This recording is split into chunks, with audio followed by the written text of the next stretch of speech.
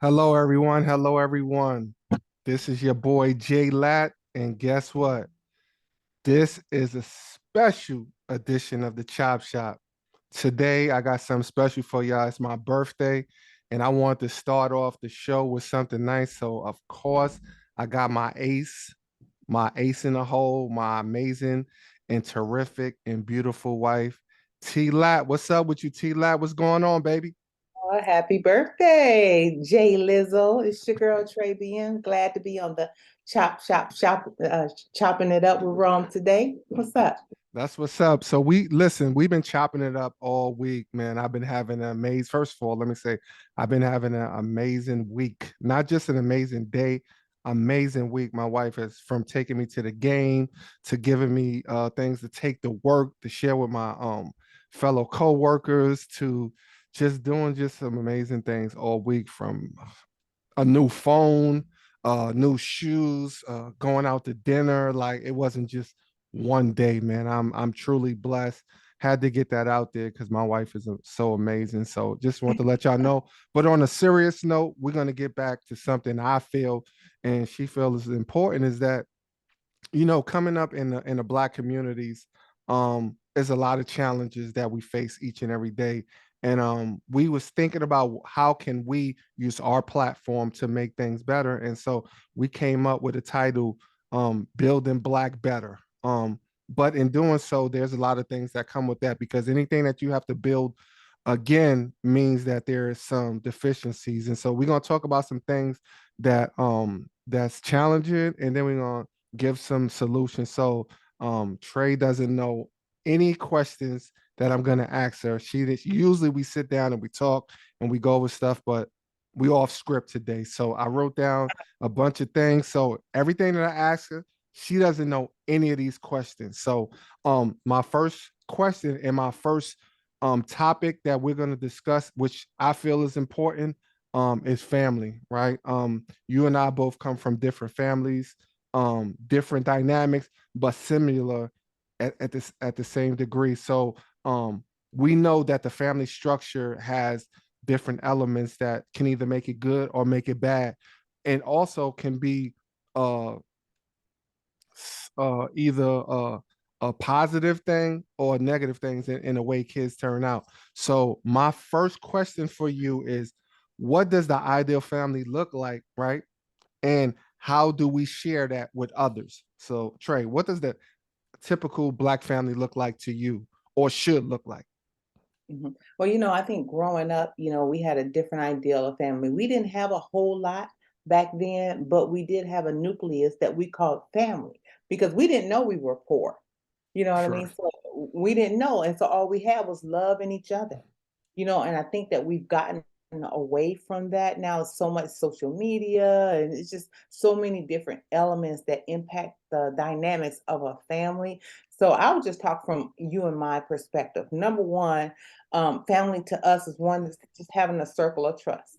We have a lot of friends, we do things with them, but at the end of the day, when the rubber meets the road, it's you and me. So that family nucleus means to me is commitment, respect, spending quality time together. All of those different elements start to build a foundation of what family is. God, keeping God as the center of our circle of trust. Those are some of the elements I think that you and I have described and defined as what family is. So understanding that and knowing that, right? And you come from Cleveland and I'm from New York. Um, we didn't come from typical um households where we had mom and dad there to teach us some of the key things that we needed. Although we had people in our lives who stepped in, aunts, grandmothers, uncles, cousins, things of that nature. The challenge that kids have today, right, and not having those things, do you think that it's the reason why maybe our communities are not advancing, or maybe why we're stagnated, not having those, as you said, those foundations, those things that you can say, like, have a stamp of approval on, that you know, like when things get bad, like this is it. Mhm. I think there's so many different we can approach this from so many different ways. One of the things that we're missing in families today is respect. You Mm, know, we grew up as children. Number one, we didn't hang out with our parents. We couldn't be in the same room with adults. We didn't curse and talk back to adults. So there was a mm, reverence for being around grown people. And our children today are different. You know, like I said, they have social media and they have all these different things. So family means different things to them. Kids today don't even talk to their family. We mm, don't eat together. We don't do the little family trips that they, some of us don't do the family trips and things like that together. So kids today, well, let me put it this way: parents today are trying too hard to be kids' friends. See, we weren't mm. friends with our parents. We got our behinds tore up, we couldn't Right, roll our eyes at parents, but nowadays, I think parents, are we give our kids a lot because, we want them to have the things that we didn't have, and they don't have any sense of working for it because everything is given to them, so they don't appreciate the things that what it takes for a family to struggle together and to grow together because we give so much to them. So they're missing that element of building family. right. So that actually leads into my next question, right? Because my next question was, what steps do you feel need to be taken to build back what's been broken in many families? Like, what is that one thing? I heard you mention a few things, but if you could say, what's that one thing that can bring us back together where it used to be? Hmm. Um, wow. What's the one thing? I would say respect. Because Right, respect for ourselves, I mean, how we dress, how we carry ourselves, how we right, dress when we go to church, how we talk to our parents, how we communicate, really things aren't that much different than it was back then. I mean, it was single parents raising families back in the day as well, so we can't just attribute it to, oh, it's single parents and things have changed. It's not just that. right, Because even with a single parent, one mother who got two and three and four and five kids, she kept her family together. And it wasn't so many outside influences. See, our kids see the Huxtables. They go online and they see all this other different stuff, but that's not reality. The bond of the family unit, church, kids went to church with their parents, that now kids get an option. I ain't going, and the parents just go on to church. So it's church, it's respecting the home, it's social media that's impacting the kids. It's just a lot of different dynamics, things that we can do to improve the family dynamic, and we can just start with communication. What you said something in there, and it relates to my third question. What role does God play in keeping a family strong? Because me personally, growing up in my household, that wasn't a big thing. Not until I got older and I got around people who God was the center of their life, and I saw how much better they were every day, even when things was challenging, like they just looked better or felt better. And I didn't understand it before because no one really talked about God in my household. And if they did, it wasn't nothing positive. So what role does God play in the family structure? Well, my family was totally different. I grew up going to church every Sunday. My aunt made it a priority for us to go to church, but God, God is the foundation. You know what I mean? I'm not saying that you got to walk around your house singing hymns and reading scripture all day long, but we knew that God was the foundation. When everything was down, we didn't have money, we didn't have food, we didn't have lights. We could pray, and God would make things better. But see, our kids now, God is an option. It's Mm, an option to an them. afterthought. It's not a priority. You know what I mean? So they don't understand the true elements of who God is and what he can do for us. Chuck, sometimes we don't. So we think that if we go to church every Sunday, that everything is going to be great. But that's not reality, because it's not about the church. It's about your relationship, your spiritual growth, your spiritual development, your relationship with God. And COVID let you see that, because everybody stopped going to church. And a lot of That's people just facts. fell off That's because they facts. didn't really have a relationship with God. You know what I mean? So God just had to me, God has to be the foundation. And don't get me wrong, if you Christian, you still have problems. You still have Right. issues. You still have troubles, Right. but you have God at the center of your life. So regardless of what's going on, God will make a way no matter what. And I think that loving God and respecting God no matter what, like through the good and the bad, like you said, just because you're a Christian, you're gonna have tough days, but I think that if we speak that to our kids more often than talking to them about things that's not as important, then I think they'll get it. Because young people, they want to learn, they want to follow and do right, but it's who the message is coming from. It's who is the person that is igniting them or showing them and explaining to them. And don't give them that false or that fake answer, and just be real with them. You know Um, what? go Um, ahead. uh, No, I go would ahead. say a lot of reasons why kids don't believe in God. One is because you haven't made it a priority in their life, and two, because they see you live something totally different. They see you go to church, and then they see you come home and act a complete fool, or you're nasty to the waitress, or you're nasty to the janitor at work. So they can't believe what you say because they see how you live it.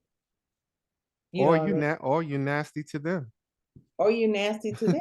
Right. Right. Put on Right. this facade, instead of telling them, yeah, I'm a Christian, but things are tough and things are bad and you don't get everything that you want. So I think we need to get and be real with our children about what it is to live this life. Like, you're gonna have troubles, you're gonna have issues, but the foundation of our family is God and spirituality, relationship. Absolutely, absolutely. So now we're gonna shift from family to the next concern, which is community, because our family is our inside our home.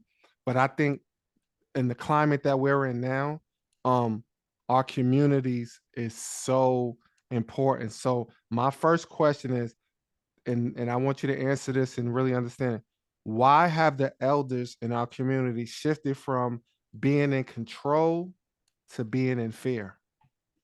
Because these kids are out of control.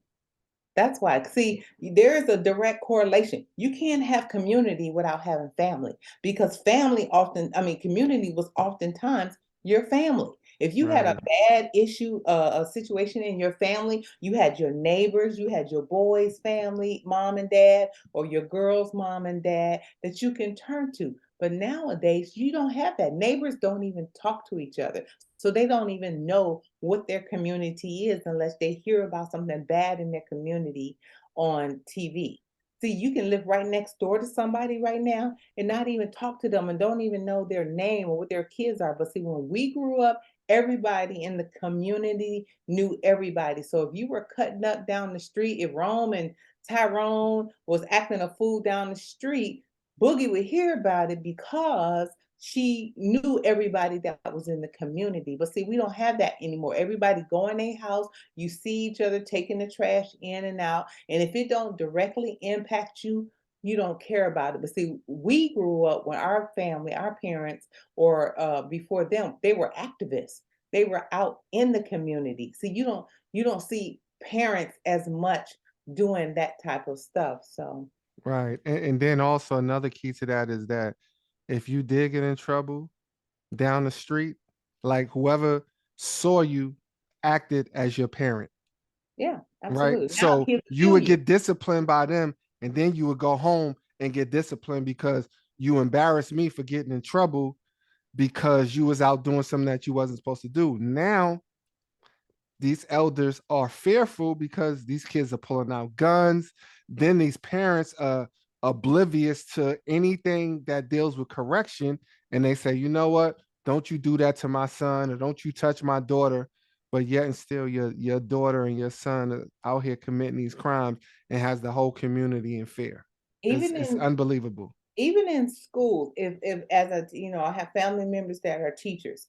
If they tell the parent that your child need to stay behind or your child is cutting up in school, the parents come up to the school. Not back when we grew up, they came up to discipline the child in front of everybody in the school. Nowadays, the parents is coming out to the school to show out in front for the kids, show out because on the teacher as opposed Right. to supporting the teacher. And that's why we have 6-year old children bringing guns to school. 12 and 13-year-old children got guns in their backpack because parents aren't willing to step in and tell these children, Mm. or set the example for their children. They're too busy trying to keep somebody straight about messing with their child when their child is the issue. Now I know you and I we talk politics a lot, and so we from different aspects, and we watch these people who govern our country, our cities, our state, all these legislators. If you was in charge with the rise of crime in our communities, what change would you make? Relationships. You have to Mm, have a relationship with the people in your community, and that starts with policing. And we've seen what some police have done to our communities. So if you get out, back in the day, everybody knew everybody, like I said, with community. If the police and the mayors and the neighbors would get out and know the folks in their community instead of sending a police car with a gun to settle an argument with two kids, and then one of those kids end up being killed. Somebody out in the community come out and say, mm. hey, what are y'all doing? Get your butt home and get your butt home. We don't have that anymore. So the first thing I would do is make an emphasis on relationships. I love that. I love that. Last question in this amazing topic on community. Who do you feel is to blame for the dysfunction and failures in the urban community? I know that's a vague that's a question that has so many answers, but in your words, what do you say? Well, honestly, I think we all have to take the blame for the role that we have played in our own dysfunction, whether it's from parenting, trying to be their friends, whether it's from the music that we listen to that sensationalizes being sexual and women showing their bodies, or different music that talks about violence and guns and things like that, to what we're not teaching in school, to the things that we've taken out of school, like prayer and things Mm, like that. So I think it's a multi-throng issue, and that we all have played a role in the dysfunction. And it's going to take all of us, from the entertainment community to the political community to the family community, to start putting us back on the path of right. right. And one of the things that I want to share is that you know what I do, work with young men in a juvenile setting that commit crimes. And I never look at a kid for the crime that they commit. I look at what was the reason behind it, right? And one of the things that I realize is some of the stuff that you just spoke about, the music that we listen to, the language that we display, the clothes in which we wear it. Like we don't understand how all of that impacts us.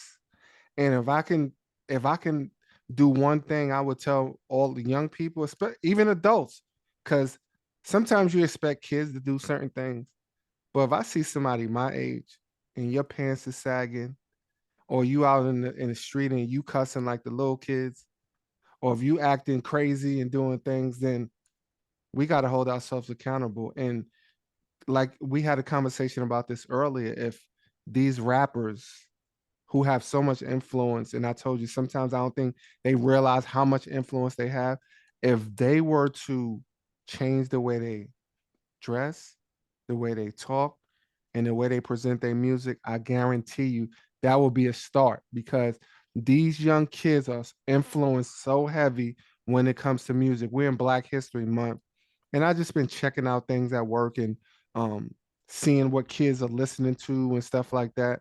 And they'll rather listen to rap music than learn about someone who invented something in this country that's of significance. Right. That's how lost we are. You have governors right now trying to take away our ability, Black people's ability to learn about Black history. Now, you all have parents and the communities out there marching about somebody who's gotten killed, and rightfully so, by the hands of the police. But I have yet to see a march about people, us, Black people, about fighting against these governors saying that you cannot teach Black history. Now, what's more important? Our children need to know their history.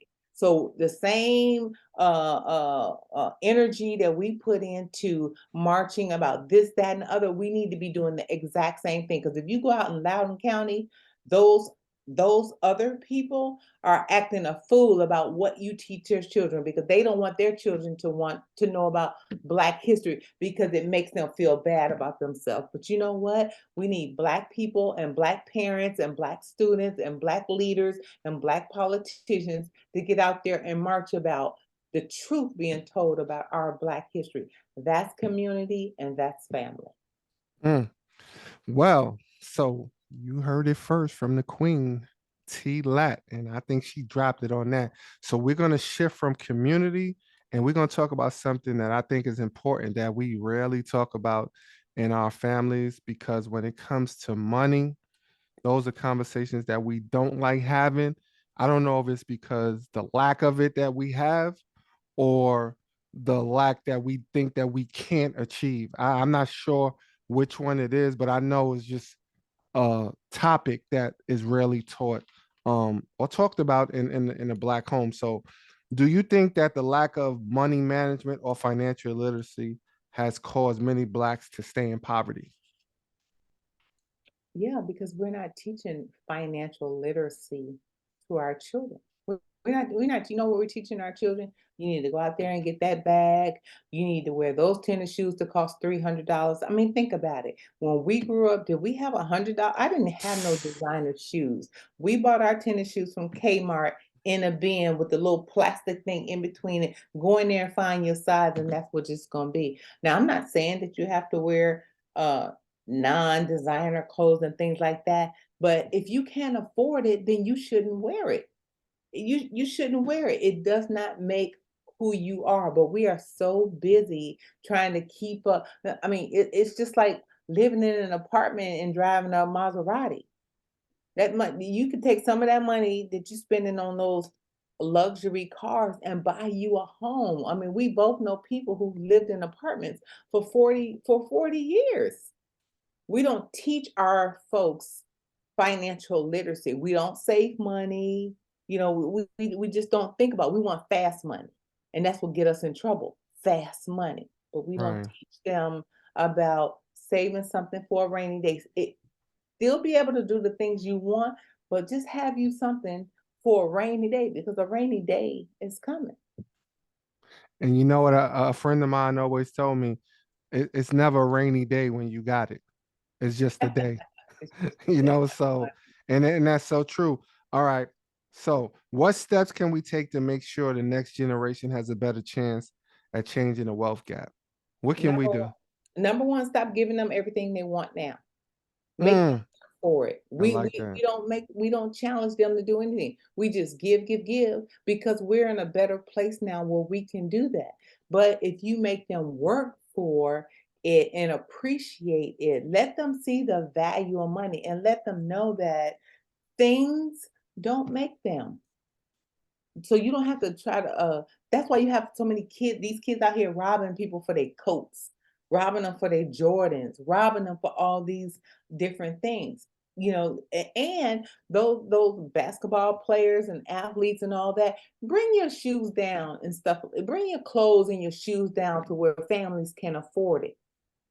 You know, and that way people won't be out there trying to knock you off because you got on $150 a pair of shoes. You know what I'm saying? So one of the things we can do is just start teaching our kids at a young age. Don't wait till they're grown to try to tell them something. Don't show them that you're going to get your hair and your nails done and you buying a Louis bag, but y'all living in an apartment and you hungry after your Snapchat or what check is gone.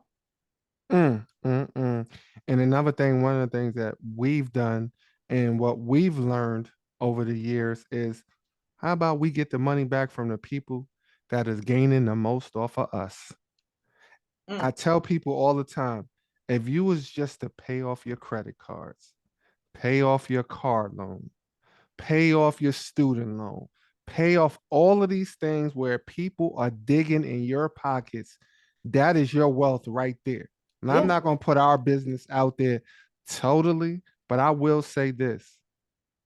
In the last year to 2 years, we have put thousands of dollars back in our pocket by simply not allowing other people to get wealthy off of us. And it's that simple. But the thing is that when you talk to people, they don't want to talk about questions or things like that because I think sometimes we don't talk about finances because most people think like you have to show where you're at. But a friend of mine always told me, as long as you know where you at, that's the only thing that matter. And I'm so glad that we sat down, we talked, and we came up with a plan to stop letting people get in our pockets. Mhm. No more. So Mhm. now that money that used to go to someone else is now working for the Latimers. Right. Like, why should we work hard each and every day to pay all of these high fees and these credit cards and all of that stuff back? And these people making millions and billions of dollars off us, and then people die and they die broke. It just don't make no sense. But we're not taught financial principles, so we are taught if you're good if you look good versus being good. I just say this, it's a beautiful thing to be the lender and not the borrower. I believe that's in the Bible too. Mm. I believe that's in the book of Proverbs. I don't know the exact verse. I don't know if it's 22:7, but it's somewhere around there. All right. So, I'm acting like you know your scriptures. hey, I know a little something. My next question as it pertains to finances. Why don't we sit at the dinner table and discuss money? Like why, every other ethnicity sit down with their children at some point and they have these discussions and they talk about no, I'm not gonna buy you the $100 pants. You're gonna get the low pants from Walmart, but guess what? We're gonna save $80 on that. And if we save $80 every month, that's 900, that's almost $1,000. That's $960. So we keep doing that. And I mean, that's just a small token of what I'm saying. But other ethnicities know how to sacrifice and be better later on, but it's because they have those discussions. Why don't we have those discussions in the Black community? Well, we're too busy trying to show what we got. We're too busy trying to show it. We got to drive the best cars, we got to live in the best houses or attempt to, instead of talking to our children about stuff that matters.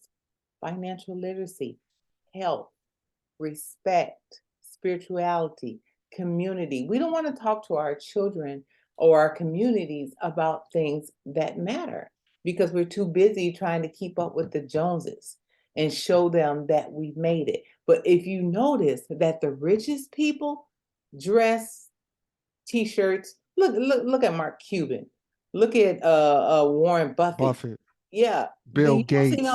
Gates, He's Warren Buffett. He's probably one of the richest men in the world, but he live in the same house that he's been living in. Even some of the basketball players, drive the same cars that they've been driving. You know what I mean? And we laugh at those folks. We be like, "Ugh, look at them," but they're secretly stacking up generational wealth so they can pass it down to our kids. But we're so busy trying to spend it now and to show it now. And there's nothing, don't get me wrong, there's nothing wrong with it. If you got it and you can do it, Wonderful. I applaud you for your success. But teach your children in your community to save a little bit for later. Right. Spend some like we do. Right. We spend, we go, we do where, whatever we want. We do our trips, we buy the things that we want, but we save a lot as well. And that's what we should be teaching our children. Right. I love that. I love that how you explain that. Next, because you just you talk and you don't realize that you be leading into my next question. Mm, It's amazing how we connect like that. But you mm, talked about health, right? Um, what advice would you give to our community on the foods that we eat? mm.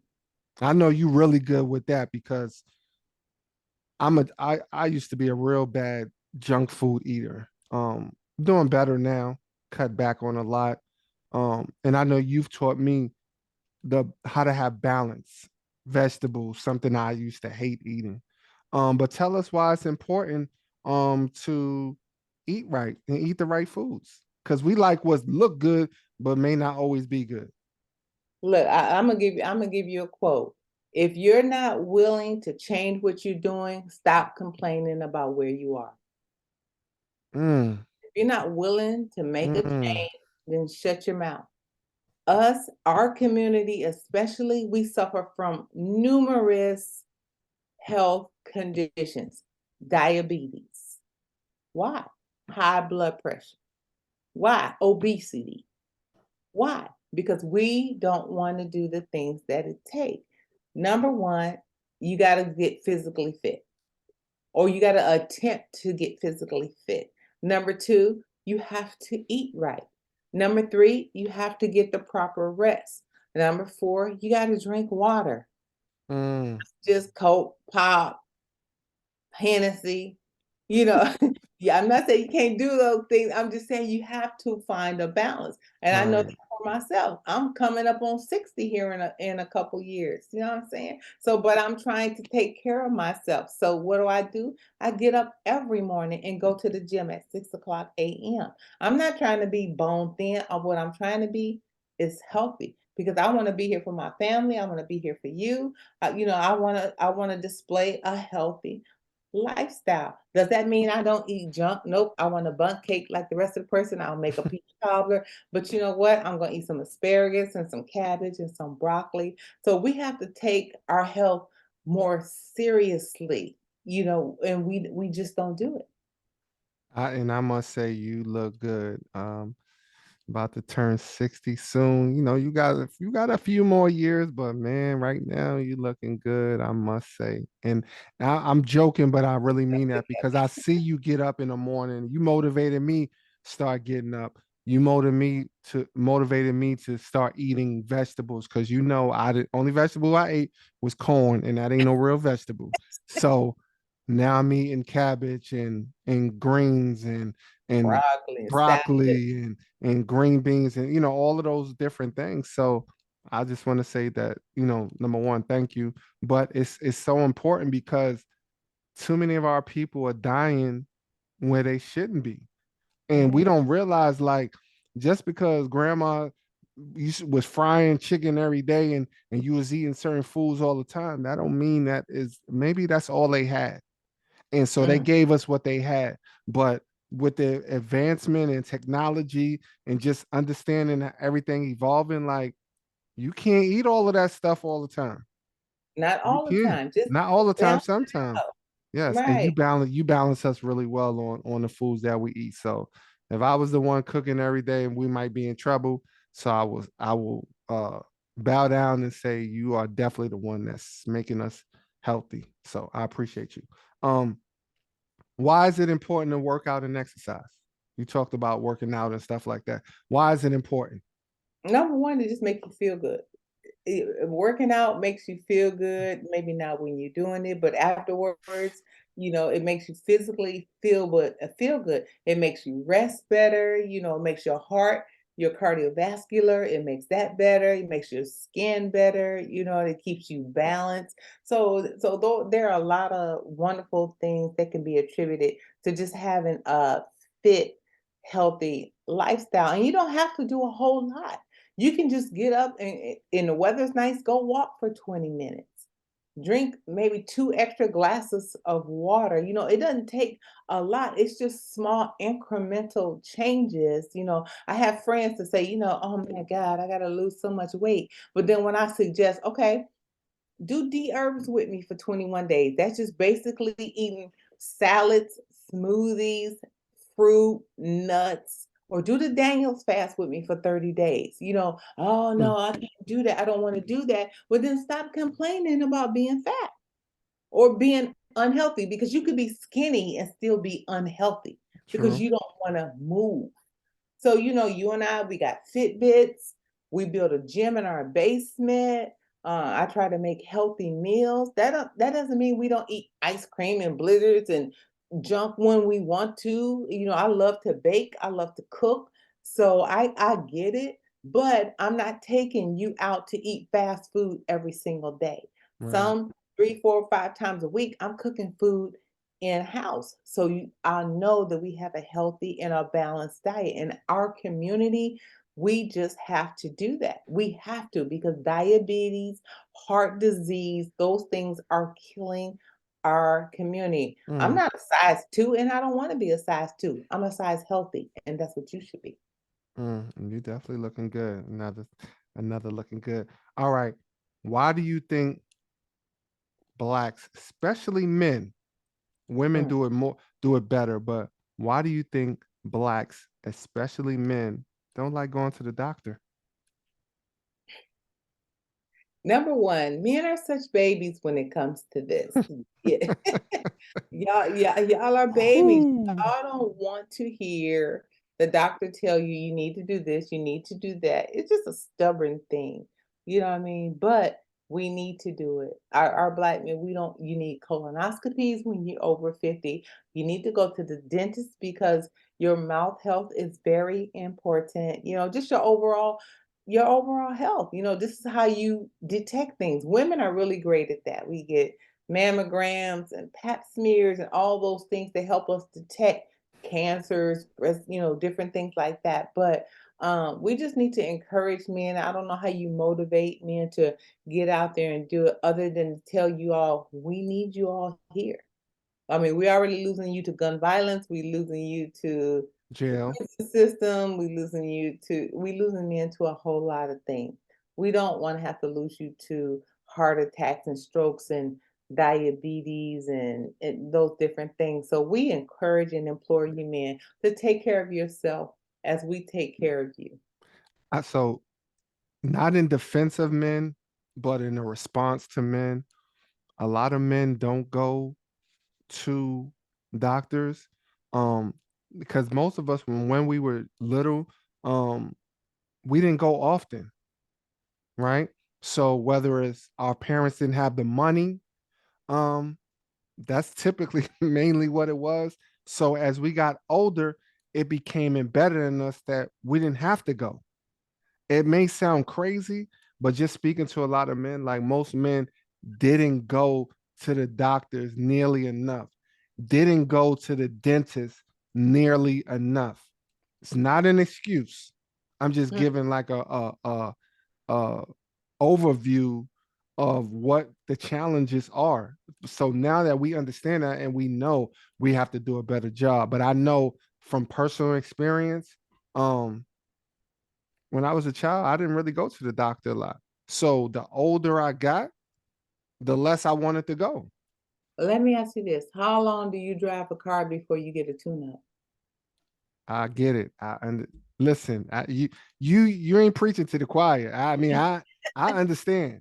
If I you if totally If understand. you run it, run it, run it, run it, run it, don't get an oil change, don't get your fluids changed and checked, it's gonna break down. Listen, men think like this, and it's is we need to change our thinking, as you said.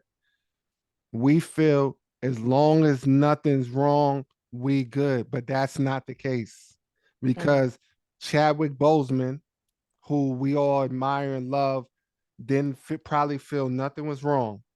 He had no issues. And then one day, or he started having some issues, and then he had colon cancer.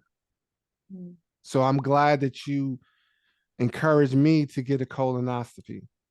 because most men don't. These, once again, these are things that we don't talk about in our households. It sounds simple, but we don't share this type of information. And so as we get older, we start to do what we want to do versus what we were taught, or the things that we weren't taught.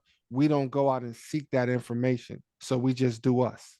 Some of it's ego, I think, too, because men have a I think men sometimes have a challenge with falling under subjection of other things, like a doctor or a minister and things like that. So that's one of the reasons it's an ego thing sometimes why you don't go. You feeling good? I don't need to go to no man, or I don't need to go to counseling, or I don't need to go to church to hear nobody tell me nothing. It's almost like sometimes you just want to do what you want to do. But I'm gonna just tell you, men, something that women need. We need you here. We need you available emotionally, spiritually, physically. So the doctor, the counselor, the church, the relationship with God, financially, we need you men here. We need you all here. So that means you need to do the things necessary to be around. And so if that means go to the doctor one time a year for 30 minutes, please go. I totally agree. So remember, our first topic was family, right? And I think it starts there at the very beginning. Like, we can't miss those steps. And unfortunately, we missing some critical steps in our family structure that's haunting a lot of men in their adult life. I Mm. would just say that, as you pointed out, ego. Yeah, some men is it's ego. Some men is just not knowing, or not trying to know, or been doing it their way for so long that change has become difficult. So I think it's a combination of all of those things. Not wanting to change, think we know it all, ego, um, family dynamics, family foundation, like, and that's why family was first. And as I was writing out my list, like, you, family first, um, yeah, I think it all starts there. So we got one more topic, and I think this is important because, especially knowing what I do for a living every day, and we talk about the challenges of young people, and why some are successful, and why some aren't, and we could come up with all kind of ideas, reasons why. But I think something that you and I came up with that is, I think is important, is exposure, right? What are we exposed to? So I'm gonna ask you this question. If money was no concern, what would you do to help those in the urban city see life in a different light? So if money was no concern, what would you do to help young men, young girls and boys see life in a different light? Well, I've been in this DC area for a long time. So, when I was stationed and living at Bolin Air Force Base in Southeast DC, Southwest DC, another chief friend of mine, Chief Steve Arbona, and I had an opportunity to go around the community in Southeast and talk to children in school. And this one particular day, this young man said to us, he was in seventh grade, I believe. He said, now we were in DC and we asked them, if you could do anything, what would you do? Where would you go? And he said, I want to go to Virginia. I can see it from my house, but I've never been there. He was in Mm, DC and all he wanted to see was Virginia, and so I mm, really opened up the aperture of the whole. If money wasn't an issue, open up the aperture of the whole world and let these kids see so many different cultures. I would just take them in DC to let them try different foods.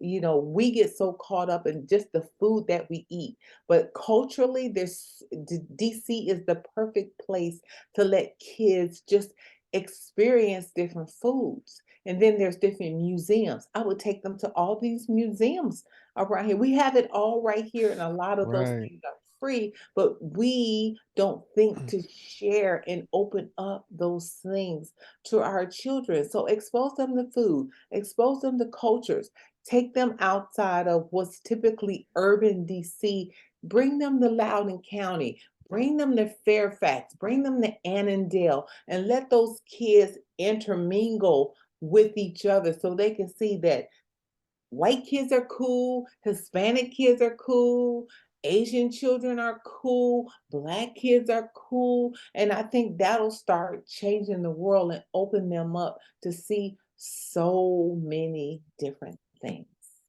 Mm, I like that. Okay. Next question. What has the military provided you that most people never get to experience? Family, real family. I Mm, joined the military at 19.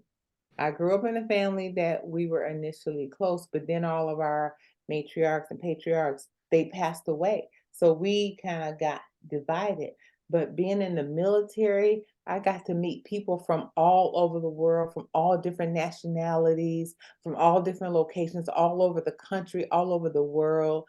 And the military has allowed me to see people differently, cultures differently. It allowed me to love people for who they are, not from the city that they come from, just for who they are. And so now my palette is diverse. I love everybody. I love being around other people. I love trying different things. I love going different places. And you and I have experienced that. We go different places. I try to get you to eat different foods. still working on that. But you've done so much. Hey, you eat salad dressing now. Hey, I'm trying. So yeah, it's just really just exposure, showing kids that it's more to life than what's in Northwest or Southwest or Southeast DC or Northern Virginia or the upper parts of Maryland. It's so much more to life. We just have to show these kids that you can work hard and achieve great things, but we just have to get them out of that mindset, that tunnel vision that they're in. Right, right. I love that. My last question, my very last one. Could we reduce the number of people incarcerated by simply giving them better options and different networks? What do you think about that? Oh, yes, absolutely. These kids that you deal with, that you work with every day and do such a wonderful job with them, it doesn't matter how much programming that you have inside those four walls. When these kids get back out there, that's reality out there. You know what I mean? So we have to create better environments for them to return to. That's what we need to be spending our resources. So let's help their families build Black better. Let's help them by giving them better jobs, giving them better communities to live in, exposing them to different cultures and things like that, giving these kids better schools. If you compare a Southeast DC or anywhere in DC school to one of these Northern Virginia schools, there is no comparison. We saw that during COVID. During COVID, these kids already had computers and laptops and teachers that, they can learn in environments that was conducive to their advancement. But what happened in some of these urban schools around the country? Our kids are 2 years behind. You know why? Because it's umpteen people living in the house, or their parents can't help them study and learn, or the environment was too noisy and loud, or they don't have the technology to help them. So our kids they were doomed to fail in this COVID environment. So there's a huge disparity in the investment that we're willing to put into our children, our schools, and our communities. But if you take some of those resources, clean up these communities, just make them look better. If you just make their home life better, where they have a room that's new with a desk and a computer, it would be amazing what our kids could do, how they could benefit. So the investment has to be into all communities, not just one, if we want to see some type of an advancement. Right. Simple things is, that we take it for advantage. Uh, Wi-Fi. Like some Wi-Fi. kids were behind because yeah, we might could get you the laptop, but the family don't have Wi-Fi. Parents don't know how to use Zoom. So how can I Zoom you from one class to the other when the parents don't understand technology? So invest Right. some money in teaching parents just how to use technology. Right. I Hold a mean, class every night. all of these families that get public assistance, I think we need to assist them on skills, For right? sure. If you on public assistance and I'm helping you, that's fine. But you're gonna learn a trade, a skill, so that you can now fend for yourself and make you better. Because my ultimate goal being in government, if I was in government, is to help you to get better, not enable you to stay where you're at. And so many families are staying where they're at and they need help year after year after year after year. But who's the ones being affected are these children because they don't ever get exposed to the things that we talked about: museums, concerts, Oh, libraries. Library is free. You know how many books are in the library? But people don't even go to the library no more because you can look everything up. But nowadays they're not looking up uh the right things. They looking up Twitter, Facebook, um, what's they call it? Instagram, Snapchat. Oh no, not Instagram, the gram. the gram. Um, so we just know the things that is not important, and we're failing our kids because we focusing on things that are. We just learned something today from our granddaughter, just having a conversation that I thought was powerful about the lady in the First air. black pilot and how Yeah, she first, died. yeah, black pilot. Like that's something that we didn't even know, right? So those are the things that we need to be focusing on. Like, but we know so much of everything else, but we don't know the things that's so important. And We and get most of the things are free that we can actually go and take these kids to go see. we That's could the ask crazy thing. kid about a rapper, a musician, a song, the new latest TikTok dance, the best wigs to wear, makeup. We could ask, they will be able to give us a plethora of answers. But if we ask them about financial literacy, we ask them about Black history, we ask them about history, math, science, any of those things, they won't be able to answer. Math and science, they won't be able to answer. Kids can't even understand cursive or write cursive. So our Wow, kids, to your point, we're teaching them the wrong things. But it starts with what you started with, family. family.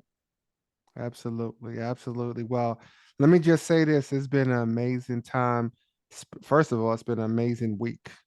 But it's been an amazing time today spending it with you on my birthday and doing this show. And we're gonna get back to doing more shows, but and it made me realize the importance of us doing shows because we have a lot to talk about. We have a lot to offer. And just like anyone in a particular field, when you're good at something or when you have knowledge, is important not to keep it to yourself. So moving forward, um, our shows are going to be we're going to talk about everything. Like I said on my show the other day that I did by myself. I said, I want to be like Walmart.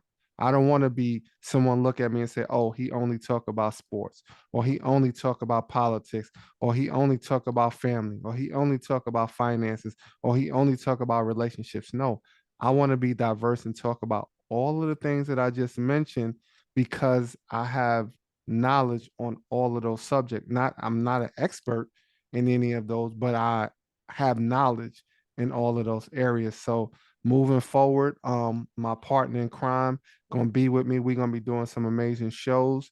We're gonna be talking to young couples, and helping them as people have poured into us and helped us. And I think that's important. Like we don't give back or we don't share, we only share our good. right? We don't share our challenges. We don't share the obstacles because everyone has those things. Like there's no perfect marriage, there's no perfect friendship, there's no perfect anything except God. Jesus was the only perfect person. And I think for us, being a light where in a time now where there's a lot of dark and gray area, I think it's important that we get back to doing what we supposed to do. Jalen Hurts said something that was so profound. He said that I had a purpose way before anyone had an opinion. And Mm. I think that's so important. So no matter what people think, no matter what people say, we have a purpose. And we're gonna get to our purpose. So I want to thank you for being on the show today. I love you. You're amazing and you're a great co-host as well. So thank you. And it's my birthday, so it's even better. Happy birthday, King. Thank you for letting me be a part of your birthday edition. All right, my queen. Great Peace. being out. We out. All right. Thank